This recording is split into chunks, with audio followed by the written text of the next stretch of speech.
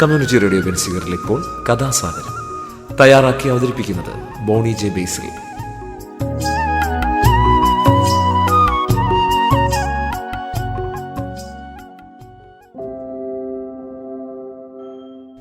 നമസ്കാരം പ്രിയ ശ്രോതാക്കളെ, ഞാൻ ബോണിയാണ്. കഥാസാഗരത്തിൻ്റെ ഏറ്റവും പുതിയ എപ്പിസോഡിലേക്ക് ഏവരെയും സ്വാഗതം ചെയ്യുകയാണ്. അപ്പോൾ അതുപോലെ ആദ്യമായിട്ട് കേൾക്കുന്നവർക്ക് വേണ്ടി പറയുകയാണ്, കഥാസാഗരം കഥകളുടെ പരിപാടിയാണ്. ഓരോ എപ്പിസോഡിലും ഓരോ കഥ കേൾക്കാം. നാടോടിക്കഥകളും മുത്തശ്ശിക്കഥകളും ഇതിഹാസങ്ങളും പുരാണങ്ങളും ഐതിഹ്യങ്ങളും എല്ലാം ഇതിലൂടെ കടന്നു വരുന്നു. മുതിർന്നവർക്കും കുട്ടികൾക്കും ഒക്കെ ഒരുപോലെ ആസ്വദിക്കാവുന്ന കഥകളാണ് ഇതിലൂടെ അവതരിപ്പിക്കപ്പെടുന്നത്. അപ്പോൾ ഇന്നത്തെ കഥയിലൂടെ നമുക്ക് കടന്നാലോ? ഇന്ന് ഞാൻ എടുത്തിരിക്കുന്ന കഥ മഹാഭാരതത്തിലെ ജന്തു കഥകൾ എന്ന് പറഞ്ഞ പുസ്തകത്തിൽ നിന്നെടുത്ത ഒരു കഥയാണ്. ഇതിൻ്റെ രചയിതാവ് ദേവൻ മാസ്റ്ററാണ്. അപ്പോൾ അദ്ദേഹത്തിൻ്റെ ആ പുസ്തകത്തിൽ നിന്നെടുത്ത ഒരു കഥയാണ്. എനിക്കിത് വളരെ ഇഷ്ടപ്പെട്ടു ഈ കഥ. അതുകൊണ്ടാണ് ഞാനിത് തിരഞ്ഞെടുത്തത് ഈ കഥ അവതരിപ്പിക്കാനായിട്ട്. അപ്പോൾ നമുക്ക് തുടങ്ങിയാലോ? ഒരു നീണ്ട കഥയാണ്, അതുകൊണ്ട് തന്നെ സമയം വൈകണ്ട. മനുഷ്യന് എത്തിപ്പെടാൻ സാധിക്കാത്ത ഒരു കൊടുങ്കാട്, ഇടതൂർന്ന മരങ്ങൾ, വള്ളിപ്പടർപ്പുകൾ, ദുർഗമങ്ങളായ വഴികൾ, കുത്തനെ നിൽക്കുന്ന പർവ്വതങ്ങൾ, പാറക്കെട്ടുകൾ. ആ കാട്ടിൽ ഒരു മുനി ആശ്രമം കെട്ടി താമസം തുടങ്ങി. കൂട്ടിനായി ആരുമില്ല. അദ്ദേഹം തികച്ചും ഏകാഗിയായാണ് ജീവിച്ചത്. എന്നും 7:30 വെളുപ്പിന് മുനി ഉണരും, പുഴയിൽ പോയി കുളിക്കും. പിന്നെ ആശ്രമത്തിൽ വന്നിരുന്ന് മന്ത്രങ്ങൾ ഉരുവിടും, വ്രതാനുഷ്ഠാനങ്ങൾ പാലിക്കും. ഇതാണ് അദ്ദേഹത്തിൻ്റെ ദിനചര്യ. ഭക്ഷണം വേണമെന്ന നിർബന്ധമൊന്നുമില്ല. കഴിക്കുകയാണെങ്കിൽ വളരെ കുറച്ച്, അതും നല്ലതുപോലെ വിശന്നാൽ മാത്രം. കാട്ടിൽ വീണ് കിടക്കുന്ന പഴങ്ങൾ പെറുക്കിയെടുത്ത് കഴിക്കും. അല്ലെങ്കിൽ കിഴങ്ങുകൾ പറിച്ചെടുത്ത് തീയിൽ ചുട്ട് കഴിക്കും. ഒരു ഭിക്ഷാന്തേഹിയെപ്പോലെയാണ് അദ്ദേഹം ജീവിച്ചു വന്നിരുന്നത്. ഇന്ദ്രിയങ്ങളെല്ലാം അടക്കി മനസ്സിനെ നിയന്ത്രിച്ച് വേദമന്ത്രങ്ങൾ ഉരുവിട്ടാണ് അദ്ദേഹം കഴിച്ചു കൂട്ടുന്നത്. സത്വഗുണ പ്രധാനനായ ആ മുനി ഒരു ബുദ്ധിമാൻ കൂടിയായിരുന്നു. ദിവസങ്ങളും മാസങ്ങളും ഇങ്ങനെ പലതും കഴിഞ്ഞപ്പോൾ അദ്ദേഹത്തിൻ്റെ അതുല്യ പ്രഭാവം അവിടെങ്ങും പരന്നു തുടങ്ങി. തന്മൂലം ആ കാട്ടിലെ ഹിംസജന്തുക്കൾ പോലും ശാന്ത സ്വഭാവികളായി തീർന്നു. സിംഹവും കടുവയും പുലിയും നരിയുമെല്ലാം അദ്ദേഹത്തിനടുത്ത് വന്ന് വണങ്ങിപ്പോവുക പതിവായി. ഇത് കണ്ട കരടിയും കാണ്ടാമൃഗവും മത്തഗജവുമെല്ലാം അദ്ദേഹത്തെ ചെന്ന് കണ്ട് വന്ദിക്കുവാൻ തുടങ്ങി. കാട്ടുജന്തുക്കളെല്ലാം ഒരു ഗുരുവിൻ്റെ ഉത്തമ ശിഷ്യർ എന്ന പോലെയാണ് അവിടെ വരുന്നതും പെരുമാറുന്നതും. ആ കാട്ടിലെ മൃഗങ്ങളെല്ലാം ദിവസത്തിൽ ഒരു പ്രാവശ്യമെങ്കിലും ആ മുനി പുങ്കവനെ സന്ദർശിക്കാതിരിക്കില്ല. മാത്രമല്ല, മറ്റൊരത്ഭുതം കൂടി, മൃഗങ്ങൾ തമ്മിലും ഉപദ്രവിക്കാതായി. എല്ലാവരും പരസ്പരം സ്നേഹത്തോടെയാണ് കാട്ടിൽ വസിക്കുന്നത്. ഒരു ദിവസം മറ്റ് മൃഗങ്ങൾ വന്നു പോകുന്നതിനിടയിൽ ഒരു നായും ആ ഗ്രാമത്തിൽ വന്നു. ആശ്രമത്തിൽ വന്ന മൃഗങ്ങളെല്ലാം തിരികെ പോയി. പക്ഷേ നേരം കുറെ കഴിഞ്ഞിട്ടും ആ നായ് മാത്രം തിരിച്ചു പോയില്ല. മുനിയെ കണ്ട് അവൻ വാലാട്ടി സ്നേഹം പ്രകടിപ്പിച്ചു. അവൻ മുനിയുടെ അടുത്തു നിന്ന് അല്പം മാറി ഒരിടത്ത് കിടന്നു. രാത്രിയിലും അവൻ ആ ആശ്രമമുറ്റത്ത് തന്നെയായിരുന്നു. ആ നായ പിന്നെയും ആശ്രമത്തിലെ ഒരംഗമെന്ന പോലെ അവിടെ തന്നെ കഴിഞ്ഞു. പിന്നെ മുനിയുടെ കാൽപാദത്തിന് സമീപമായി അവൻ്റെ കിടപ്പ്. മുനി ഭക്ഷണം കഴിക്കുമ്പോൾ അതിൽ നിന്ന് ഒരു ഓഹരി നായ്ക്കും കൊടുക്കും. അവൻ വേറെ ഒരു ഭക്ഷണവും കഴിക്കാതെയായി.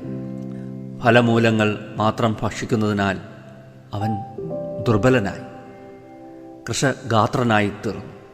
കൃഷഗാത്രൻ എന്ന് അർത്ഥമാക്കുന്നത് ശരീരം വളരെ മെലിഞ്ഞിരുന്നു. മുനി കുളിക്കുവാൻ പോകുമ്പോൾ ആ നായയും പിന്നാലെ പോയി പുഴയിൽ മുങ്ങും. അദ്ദേഹം എവിടെ പോകുമ്പോഴും അവനൊരു നിഴലായി മാറും. ഒരു വത്സല ശിഷ്യൻ എന്ന പോലെയാണ് അവൻ്റെ പെരുമാറ്റം. അവന് ആ മുനീന്ദ്രനെ വിട്ടുപിരിയാൻ മനസ്സ് വരുന്നില്ല. ഒരിക്കൽ കാടുകളിൽ നിന്ന് കാടുകളിലേക്കുള്ള സഞ്ചാരത്തിനിടയ്ക്ക് ഒരു നരി ആ കാട്ടിൽ വന്നുപെട്ടു. കാട്ടിൽ സഞ്ചരിക്കുന്നതിനിടയ്ക്കാണ് ആശ്രമമുറ്റത്ത് കിടക്കുന്ന നായെ നരി കണ്ടത്. ഈ കാട്ടിൽ നായോ? അവൻ അത്ഭുതപ്പെട്ടു. എങ്ങനെ അവൻ ഇവിടെ വന്നുപെട്ടു? നായമാംസം തൻ്റെ പ്രിയപ്പെട്ട ഭക്ഷണമാണ്. അവൻ്റെ ചൂടുരക്തം നക്കിക്കുടിക്കുവാൻ എന്തൊരു രസമായിരിക്കും. അവൻ അവൻ്റെ ഇറച്ചിക്ക് എന്ത് സ്വാദായിരിക്കും. വിശന്നു വലഞ്ഞ നരി ആ നായുടെ രക്തവും മാംസവും കഴിക്കുവാൻ കൊതിപ്പൂണ്ട്. തീക്ഷ്ണങ്ങളായ കണ്ണുകളോടെ നാവ് നീട്ടി ചെറി നക്കി നൊട്ടി നുണഞ്ഞ് ഓടിയണഞ്ഞു. അത് കണ്ട് പേടിച്ചരണ്ട നായ മുനിയുടെ അടുക്കിലെത്തി.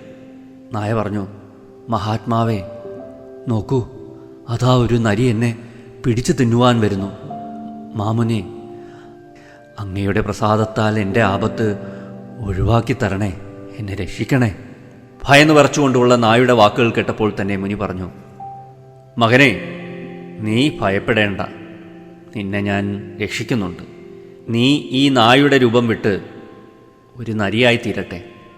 ഉടനെ നായ ഒരു നരിയായി മാറി. അവനെ പിടിച്ചു തിന്നുവാൻ വരുന്ന നരിയേക്കാൾ അല്പം വലിയൊരു നരി, തടിച്ചു കൊഴുത്ത ശരീരം, ശൗര്യവും ക്രൂരതയും തിളങ്ങുന്ന മുഖം. അത് കണ്ടതും മറ്റേ നരി പിന്തിരിഞ്ഞുപോയി. നായായിരുന്ന നരി ആ കാട്ടിലങ്ങനെ കളിച്ചു നടന്നു. ഇപ്പോൾ ശത്രുക്കൾ ആരുമില്ലാതെ മറ്റാരെയും പേടിക്കാതെ അവനവിടെ കഴിയാൻ സാധിച്ചു. അങ്ങനെയിരിക്കെ ഒരു ദിവസം നരിയുടെ അരികിലേക്ക് ഒരു വ്യാഘ്രം നടന്നെടുത്തു. നരിയെ എവിടെ കണ്ടാലും പിടിച്ചു തിന്നുന്നവരാണ് വ്യാഘ്രങ്ങൾ. ചുവന്നു തൊടുത്ത കണ്ണുകളും ഭീകരമായ ദംഷ്ട്രകളും ചോര നക്കി കുടിക്കുവാൻ കൊതിപൂണ്ട് തുറന്നു പിടിച്ച വലിയ വായുമായി വരുന്ന ആ ജന്തുവിനെ കണ്ടപ്പോൾ നരിക്ക് ഭയമായി. അവനുടനെ മുനിയെ ശരണം പ്രാപിച്ചു. ആ പാഞ്ഞു വരുന്ന വ്യാഘ്രത്തിനേക്കാൾ ശക്തനായ മറ്റൊരു വ്യാഘ്രമാക്കി മുനിയെ അവനെ മാറ്റി. തന്നേക്കാൾ ശക്തനായ വ്യാഘ്രത്തെ കണ്ട അവൻ പിന്തിരിഞ്ഞു.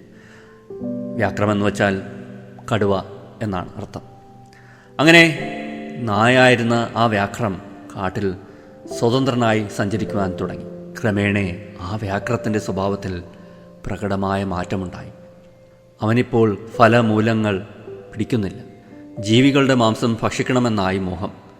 ഇപ്പോൾ ആരെയും ഭയപ്പെടുകയും വേണ്ടല്ലോ. വിശക്കുമ്പോൾ അവൻ കാട്ടിലേക്ക് ഇറങ്ങിപ്പോകും. കാണുന്ന ചെറുജീവികളെ പിടിച്ചു തിന്നും. പിന്നെ കുറച്ചു നേരം അവിടെ ഓടിച്ചാടി ഉല്ലസിക്കും. അത് കഴിഞ്ഞാൽ ആശ്രമത്തിലേക്ക് തന്നെ മടങ്ങി വന്ന് ഒരിടത്ത് കിടക്കും. ഒരു ദിവസം അവൻ പതിവ് പോലെ ആശ്രമമുറ്റത്ത് കിടക്കുകയായിരുന്നു. അപ്പോൾ അതാ വരുന്നു മറ്റൊരു ശത്രു. വലിയ കൊമ്പുകളും നീണ്ട തുമ്പിക്കയും വിരിഞ്ഞ മസ്തകവും മുറം പോലുള്ള ചെവികളുമുള്ള ഒരു ആന. ആകപ്പാടെ ഭീതി വളർത്തുന്ന ആന. മദജലം പൊട്ടിയൊഴുകുന്ന അവൻ ചിഹ്നം വിളിച്ച് തുമ്പിക്കായി പൊക്കി വ്യാഘ്രത്തെ പിച്ചി ചീന്തുവാനുള്ള ദേഷ്യത്തോടെ ഓടിയടുക്കുന്നു. അത് കണ്ട് ഭയന്നു വിറച്ച വ്യാഘ്രം മുനിയെ തന്നെ ശരണം പ്രാപിച്ചു. മുനി അവനെ ആ ആനയേക്കാൾ വലിയൊരു ആനയാക്കി മാറ്റി. പുതിയ ആന മറ്റ ആന വരുന്ന വഴിയിൽ ഉറച്ചു നിന്നു. തന്നേക്കാൾ വലിയ ആനയെ കണ്ടപ്പോൾ ഓടി വന്നിരുന്ന ആന പേടിച്ച് പിൻവാങ്ങി. നായായിരുന്ന ആന താമരപ്പൊയ്കയിൽ ഇറങ്ങി നീന്തി തുടിച്ചു കുളിച്ചു. താമരകളും ചിറ്റീന്തൽ കാടുകളും ഇലകളുമൊക്കെ പറിച്ചു തിന്നു. വള്ളിക്കൂട്ടങ്ങളും മരങ്ങളുമൊക്കെ തല്ലിത്തകർത്തു. അവിടെയൊക്കെ ചുറ്റി നടന്നു. കുളിവിളയാട്ടം കഴിഞ്ഞാൽ ആശ്രമമുറ്റത്ത് വന്നു കിടക്കും. ഒരു ദിവസം ആന ആശ്രമ പരിസരത്ത് നിൽക്കുകയായിരുന്നു. അപ്പോഴതാ ഒരു സിംഹം തന്നെ നോക്കി നിൽക്കുന്നു. ആനകളെപ്പോലും കൊന്നുകളയാൻ കെൽപ്പുള്ളവനാണ് സിംഹം. കാട്ടുമൃഗങ്ങളുടെ രാജാവാണവൻ. ഏതു മൃഗത്തെയും നിഷ്പ്രയാസം തോൽപ്പിക്കുവാൻ കരുത്തുള്ള മൃഗരാജൻ. തിളങ്ങുന്ന അവൻ്റെ കണ്ണുകൾ കണ്ടാൽ തന്നെ പേടിയാവും. ആന ഭയപ്പെട്ടു. വീണ്ടും മുനിയെ തന്നെ അഭയം പ്രാപിച്ചു. മുനി അവനെ ആ സിംഹത്തേക്കാൾ കരുത്തുള്ള മറ്റൊരു സിംഹമാക്കി മാറ്റി.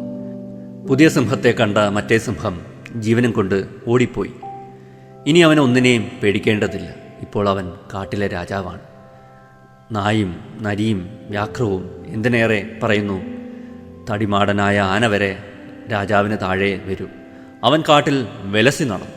വിശക്കുമ്പോൾ കിട്ടിയ ജീവിയെ പിടിച്ചു തിന്നും. അവനെ ഭയന്ന് മറ്റ് ജീവികളൊക്കെ ഓടിയൊളിച്ചു. കാട്ടിലെ സഞ്ചാരവും ഭക്ഷണവും കഴിഞ്ഞാൽ അവൻ ആശ്രമമുറ്റത്ത് വന്നു കിടക്കും. ഒരു ദിവസം യാദൃശികമായി ശരഭം എന്നൊരു അപൂർവ മൃഗം ആ കാട്ടിലെത്തി.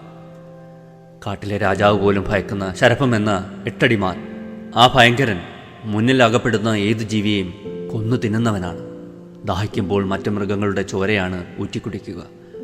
ബലവാനും ഭയങ്കരനുമായ അവന് 8 കാലുകളും മേൽപോട്ടുള്ള കണ്ണുകളും ഭീമാകാരമായ ശരീരവുമാണ് ഉള്ളത്. ഏതു സിംഹവും ശരഭത്തിന് മുന്നിൽ ഒന്നുമല്ല. സിംഹങ്ങളുടെ ഒരു കൂട്ടം വന്നാൽ പോലും ഒരു കൂസലും ഉണ്ടാവുകയില്ല. മാത്രമല്ല അവൻ്റെ ഇഷ്ടഭക്ഷണം സിംഹത്തിൻ്റെ മാംസവുമാണ്. ആ ശരഭത്തെ കണ്ടപ്പോൾ സിംഹം വിറച്ചു. അവൻ ഓടി മുനിയുടെ അടുത്തെത്തി. മുനി അവനെ മറ്റൊരു ശരഭമാക്കി മാറ്റി. ശരഭമായി മാറിയ അവൻ മറ്റേ ശരഭത്തിന് നേരെ നടന്നു ചെന്നപ്പോൾ ആ ശരഭം ഭയപ്പെട്ട് ഓടിപ്പോയി. ശരഭം അങ്ങനെ സ്വതന്ത്രനായി മുനിയുടെ ആശ്രമത്തിൽ വസിച്ചു. ഇപ്പോൾ അവന് പഴങ്ങളോ കിഴങ്ങുകളോ ഒന്നും വേണ്ട. മാംസമേ വേണ്ടൂ. കുടിക്കുവാൻ ജീവികളുടെ ചോര തന്നെ വേണം. വിശപ്പ് തോന്നുമ്പോൾ അവൻ കാട്ടിലേക്കിറങ്ങും. മുന്നിൽ അകപ്പെടുന്ന ജീവിയെ കൊന്ന് ചോര കുടിക്കും, മാംസവും കഴിക്കും. ഇതൊരു പതിവായി. ശരഭം കാട്ടിലുള്ള സകല ജീവികളെയും ഭക്ഷിക്കുവാൻ തുടങ്ങി.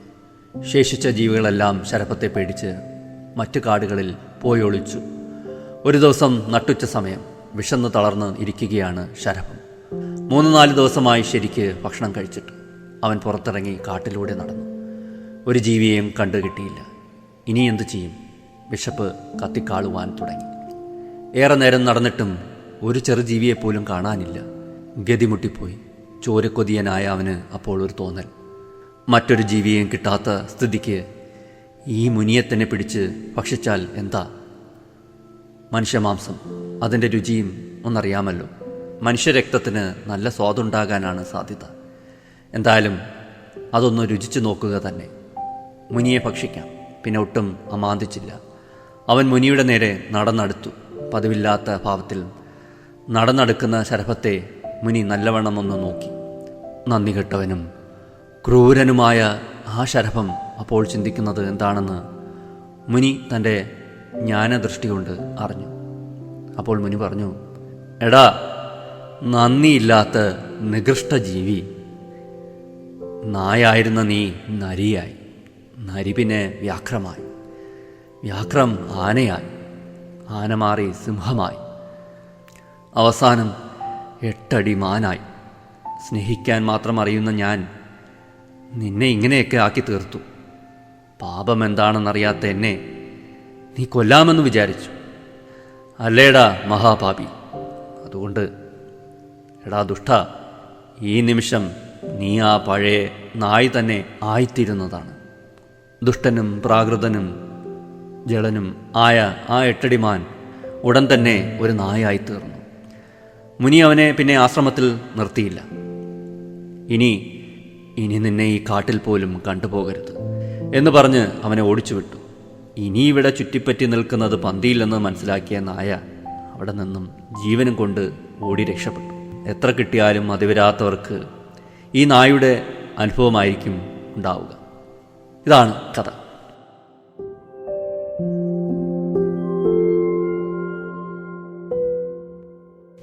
ശകലം നീണ്ട ഒരു കഥയാണ്. സാധാരണ ഞാൻ ചെറിയ കഥകളാണ് പറയാറുള്ളത്. ഇന്ന് കുറച്ച് നീണ്ടുപോയി. വിശപ്പ് അതിനെ തടുക്കാൻ ആർക്കും സാധിക്കില്ല. വിശന്ന് വരുന്നവൻ്റെ അടുത്ത് വേദോപദേശം നടത്തിയിട്ട് ഒരു കാര്യമില്ല. വിശപ്പ് അങ്ങനെയാണ്.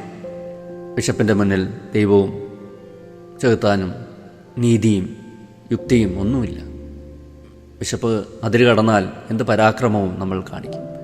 ജന്തുക്കളിലുള്ള വാസന നമുക്കൊരിക്കലും അടിച്ചമർത്താൻ സാധിക്കില്ല. അതതിൻ്റെ യഥാർത്ഥ തനിനിറം കാണിക്കും. യജമാനെ കൊല്ലുന്ന നായ്ക്കളെ വരെ നമുക്കറിയാം. ചില ഇനത്തിൽപ്പെട്ട നായ്ക്കൾ യജമാനെ കൊന്നതായിട്ടുള്ള വാർത്തകൾ നമ്മൾ പലപ്പോഴും വായിച്ചിട്ടുണ്ട്. അത് വാസനയാണ് അല്ലേ? യജമാനൻ മരണപ്പെട്ടു, മുറിക്കുള്ളിൽ വീട്ടിനുള്ളിലായ നായ് പതിയെ യജമാൻ്റെ ശരീരം ഭക്ഷിക്കാൻ തുടങ്ങി. അത്തരം വാർത്തകളും നമ്മൾ കേട്ടിട്ടുണ്ട്. യഥാർത്ഥത്തിൽ ഈ കഥയിൽ അടിവരയിടുന്നത് മനുഷ്യൻ്റെ ആർത്തിയാണ്. മനുഷ്യനും ഇങ്ങനെയാണല്ലേ? എന്ത് കിട്ടിയാലും എത്ര കിട്ടിയാലും മതി വരത്തില്ല. കടലിലെ തിരമാലകൾ പോലെ ഓരോ ആഗ്രഹങ്ങൾ ഇങ്ങനെ തിരതല്ലിക്കൊണ്ടിരിക്കും.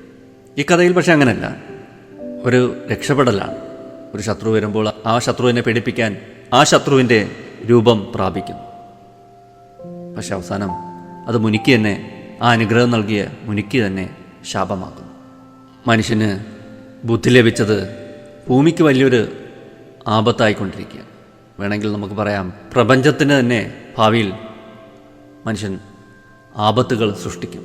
അവൻ്റെ അത്രയ്ക്ക് ഉള്ള ജിജ്ഞാസയും പുതിയ പുതിയ കാര്യങ്ങൾ കണ്ടുപിടിക്കാനും കെട്ടിപ്പടുത്താനുമുള്ള ശ്രമവും ഒക്കെ പിൽക്കാലത്ത് വലിയ വിപത്തുകളായി മാറാറുണ്ട്. ഇന്നിപ്പം യുദ്ധത്തിൻ്റെ ഒരു വക്കിലാണ്. ഇറാനിൽ അറകളിൽ മിസൈലുകളും വെടിക്കോപ്പുകളും ഒക്കെ നിറച്ചുകൊണ്ടിരിക്കുകയാണ്. അതിൻ്റെ ഒരു ചിത്രം ഈയിടയ്ക്ക് പത്രത്തിൽ വന്നിരുന്നു. ഒട്ടേറെ അറകൾ ഇങ്ങനെ സൃഷ്ടിക്കാനാണ് അവരുടെ നീക്കം. യുദ്ധം വരുമ്പോൾ മനുഷ്യൻ മുമ്പും പിന്നും ഒന്നും നോക്കാറില്ല, ചാടിപ്പുറപ്പെടുകയാണ്, നശിപ്പിക്കുക, അല്ലേ? ശത്രുവാണ്. ശത്രുവിനെ കണക്ക് തന്നെ ഒരു സിംഹത്തെ പോലെ വേറൊരു സിംഹം ഉണ്ടാവുകയാണ്, ആ സിംഹത്തെ തോൽപ്പിക്കാൻ. അത് കണക്ക്. അപ്പോൾ ചിന്തിക്കാനുള്ള വിഷയമൊക്കെ ആയില്ലേ? പതുക്കെ ഞാനൊന്ന് കഥ നിർത്തട്ടെ. ഇന്നത്തെ കഥ ഇവിടെ അവസാനിക്കുന്നു. അടുത്ത എപ്പിസോഡിൽ നമുക്ക് വീണ്ടും കേട്ടുമുട്ടാം. Signing off, Boney.